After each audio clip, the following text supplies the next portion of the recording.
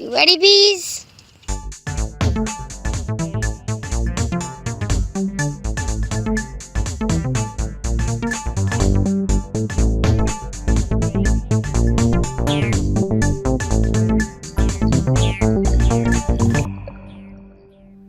What's up, everybody? So when I originally started doing these videos, I did them for my son. I wanted him, since he was interested in the bees, to have a way that when he was older he could go back and look and see the things that he had done, as well as giving him an opportunity to share those videos with his friends in school and whatever, so they could see as well. Once I started getting the videos posted, I started sharing them out with some of my friends and family and co-workers, and we really got an overwhelming positive response about the videos. You know, I had a lot of people that were, really telling me how much they enjoyed them. So because of that, we've kind of decided to turn this into a series, I guess, and really just keep those videos going. So since we decided to keep the series, I decided it needed to look a little more professional. So that's why you saw the introduction in the beginning of this video, as well as we gave it a name. The name is Beeking Out. So the name obviously is a play on beekeeper, as well as anyone who knows me knows that I'm a bit of a geek. So, you've probably heard the term geeking out, so I figured why not beeking out. So that's the name of the series. So I was hoping to get started with another hive inspection video. Unfortunately, the weather has not cooperated this weekend. Yesterday I had a lot of things to do anyway, but the weather was really kind of nasty and storms on the horizon. The bees really don't like that. So rather than open the hive and irritate them even more, we decided to just push it off. And today, it's actually raining really, really nasty out today, so we're definitely not going to get in there today. So I've decided to do something a little bit differently, and that is kind of a question and answers type of thing. Since I've been posting these videos, I've had a lot of people ask a lot of different questions about them. And I figure, if one person is asking something, chances are other people may wonder or question about it, but not actually bother to ask. Plus I've got, a lot of different people asking a lot of different questions. So I figured overall it wouldn't hurt to kind of address a lot of that in this video and be able to get some more information to you guys and explain a little bit more, since it's really hard while we're actually doing the inspections or doing things to talk or do much, since I'm trying to focus on doing what I need to do. So that's what we're going to do in this series, is just a basic answering a lot of questions that I've already received from people, and I've answered them, but I've answered them directly to that person, not necessarily to all of you. So I think one of the first questions that I was asked was how we actually received the bees, or how we got the bees. So these particular bees were ordered off the internet through a company called Mountain Sweet Honey. They're located in Georgia. Once the bees are actually ready to be shipped, when your ship date is coming up, assuming there's no delays. This year we had a couple of delays because of the weather, and the weather throughout spring was really bad everywhere, basically. So there were a few delays, but once it was time for our bees to ship, we got the shipping notification. I called the local post office and spoke to the postmaster there, let them know that I was getting a shipment of bees in, because the post office will not deliver the last mile, meaning they won't go from your local post office to your house, but they will get them to the post office and you go and pick them up. So generally they have your number and stuff from the shipper, but I called just to let them know they were coming and to give them my information as well, just as a backup to make sure they had it. So when the bees came in, they came in overnight one night, I think. The next morning, the post office called, I think it was about 6 o'clock in the morning, to let me know that the bees were there and that I could come and pick them up. So I grabbed my son, we headed on down there, went to the back door, rung the bell, somebody came out, I said, hey, I'm here to pick up my bees. So they went and got them, brought them out, checked them over, made sure everything looked good. They actually looked really, really good. There weren't many dead at all in the bottom. A lot of times, especially if they spend longer in shipping, you'll get a lot more dead than that, or if they're mistreated while they're being shipped. So we brought them home, and you know, the rest is kind of documented in the very first video that we did where we were installing them in the hive itself. I've also been asked about how many bees were in that package. So that was a 3-pound package, the box that you saw in the first video. A 3-pound package of bees basically has about 10,000 on upwards to about 13,000 bees in that package. And then, of course, there's also the queen cage, which contains the queen and usually a couple of attendants. And then the can of sugar syrup, basically, that acts as a feeder that they can feed off of while they're in shipping. I've also been asked about the queen cage itself. So the queen cage is really just a block of wood that's been drilled out. It has a screen over one side, and then the two ends have holes that are open. One end is a piece of cork. It's just a solid piece of cork that's put into place. On the other end, first is a piece of bee candy, and bee candy is basically just a mixture of powdered sugar and honey. It makes like a fondant. So that gets stuck in there, and then there's a cork on top of that. That's placed into the package, and it's shipped. Once the beekeeper receives it, when you take that queen cage out, you pull the plug on the end that has the candy plug still in it. So at that point, the queen is still contained in that cage. She can't get out. But at the same time, the worker bees, the rest of the bees in the hive, can get in there to that queen or to that bee candy and go ahead and start eating it and getting a hole through there to set the queen free. The reason that we do that is because we want her to be released slowly. We want to give the other bees time to get settled, as well as time to accept her and make sure that they are loyal to her. If, you know, when these things are packaged up initially, you know, they're put in a box with a new queen. They're not loyal to that queen. It's only over some time as you know, they're exposed to her pheromones and start to accept her that they become loyal to that particular queen.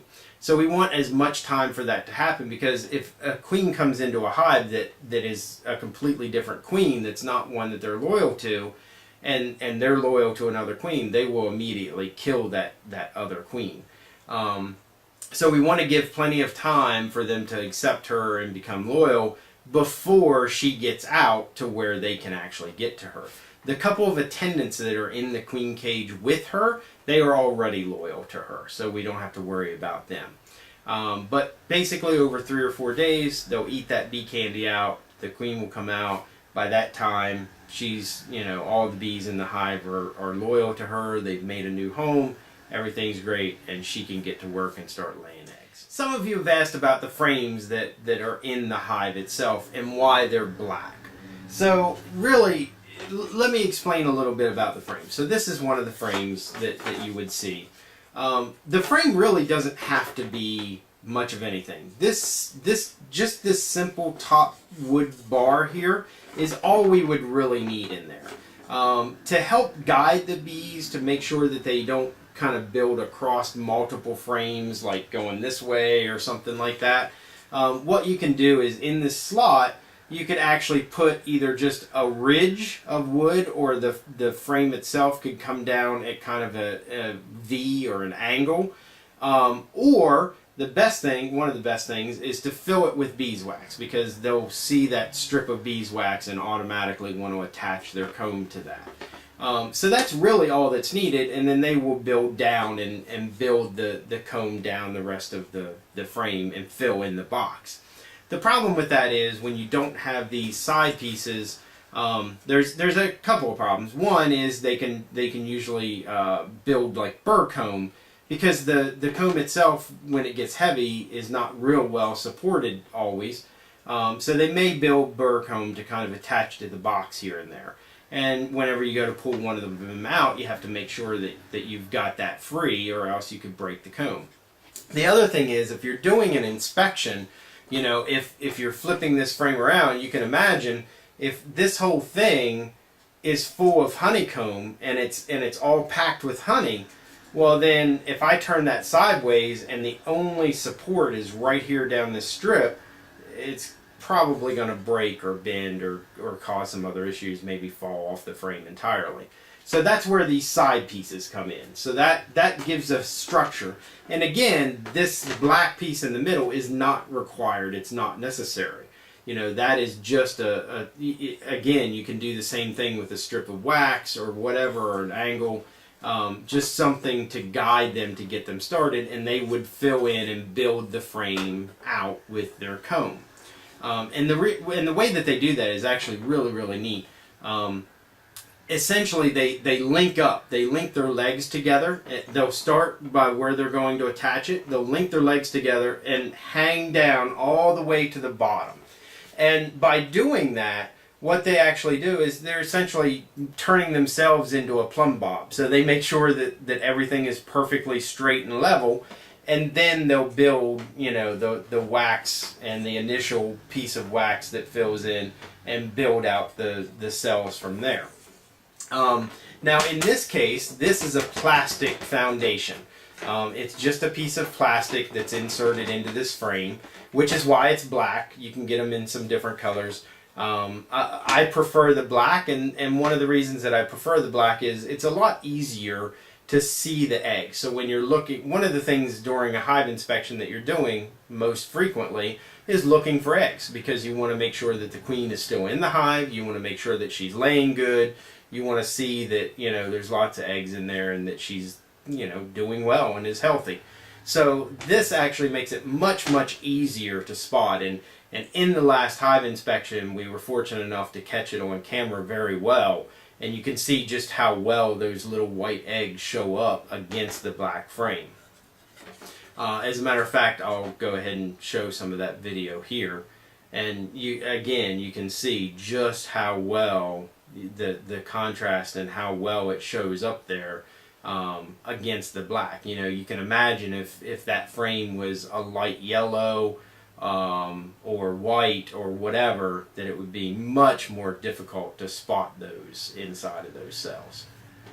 So again, the frame itself is just plastic, and the purpose of that frame is to basically give them a head start. It gives them a place to kind of get started. And I'll show some video here that's a close-up, and you can see in here that you know, the individual cells are already kind of formed in the plastic itself. So they don't have to, it saves them a lot of work. They don't have to build that initial foundation. All they have to do is build their cells out from what's already there. So it just speeds up the process. It makes things a lot faster for them. And one of the things that you won't obviously be able to tell there, but I certainly can waving this around, is that it smells like beeswax. And that's because these particular frames are coated in beeswax. And the purpose of that is, you know, again, with it being just plastic, the bees will accept them, but less so than if they're coated with beeswax. If they're coated with beeswax, to them they kind of think, oh, this is already comb, so they're much more accepting of it, and they'll start drawing it out a lot faster than if it wasn't there. Another thing that I personally do, the sugar water that I use also has some essential oils in it. It's basically lemongrass and some mint, things that the bees really like. And a lot of times I'll spray just a light spray on the foundation before I put the frame in. And again, same thing, that makes them much more accepting of that particular foundation and makes it so that they start drawing out comb very quickly. Now, the plastic foundation is one option, obviously. But there are other options. As I said, you really don't need foundation at all. But another option is this natural beeswax foundation. So I'll try to show a close-up here. And you can kind of see the cells in there. I don't know how well you can see them. But basically, the same sort of principle applies. This would go into the frame in the same location, same place. The stripes that you see there are wires, and that's just to give it a little more support so that when it's hanging in the frame, it can be supported a little bit better. And the bees, again, will start drawing out the comb. It's just, this is basically what they would start doing initially. it's just we've saved them the time of having to do it themselves. I've also had a lot of questions, a few various questions really, that pertain to the life cycle of a bee. So I wanted to kind of touch on that, at least the early portions of it, and talk about, you know, why we look at certain things during the inspection. So one of the first things that we look for is obviously the eggs. It takes 3 days for an egg to hatch into a larva. So by seeing eggs in our inspection, we know that the queen has been in the hive within the last 3 days. So even if we don't see her ourselves, we know that things are okay.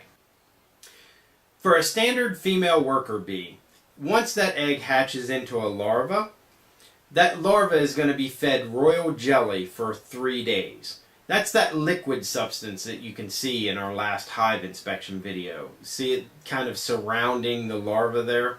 Royal jelly is secreted from glands that are located in the head of the bee.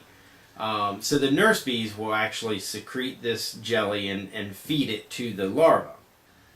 5 days after that egg hatches into a larva, that cell will be capped. And that allows the larva to begin its metamorphosis phase.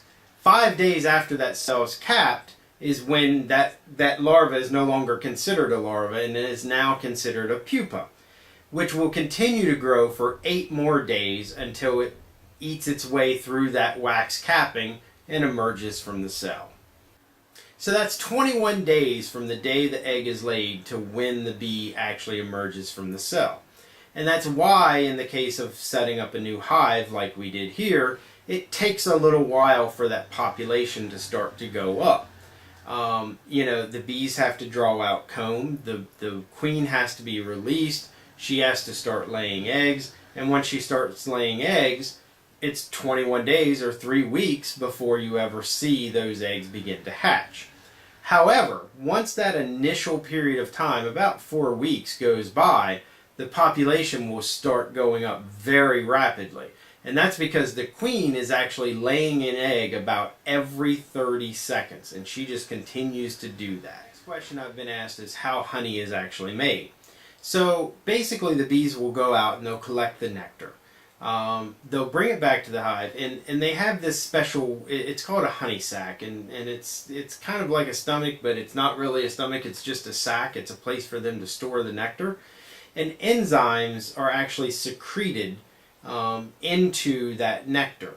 And those enzymes will break down the starches and primarily sucrose that are in the nectar itself.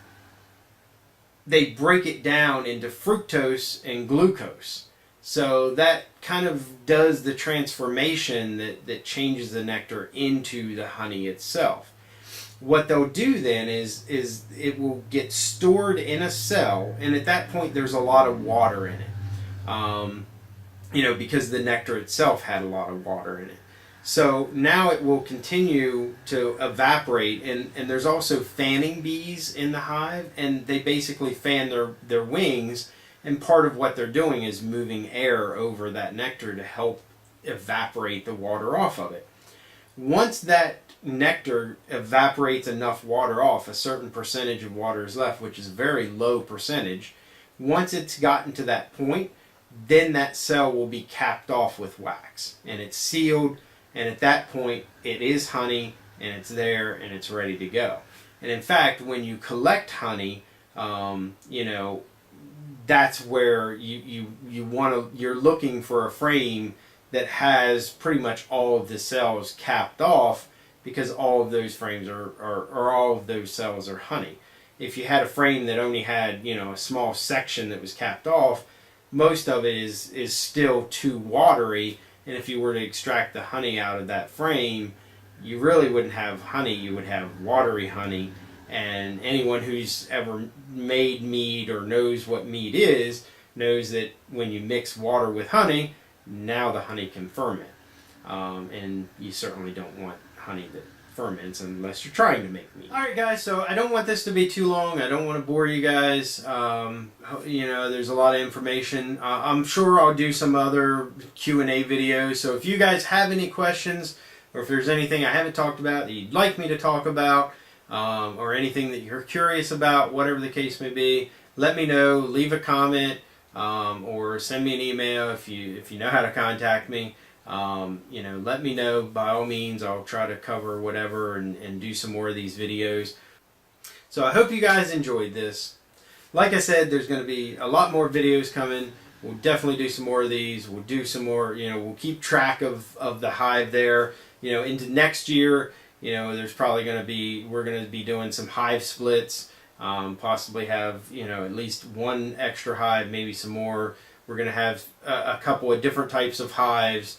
At some point here during the summer, I hope to start building a top bar hive. So I might do some videos kind of covering some of that and showing maybe some of the build process or whatever.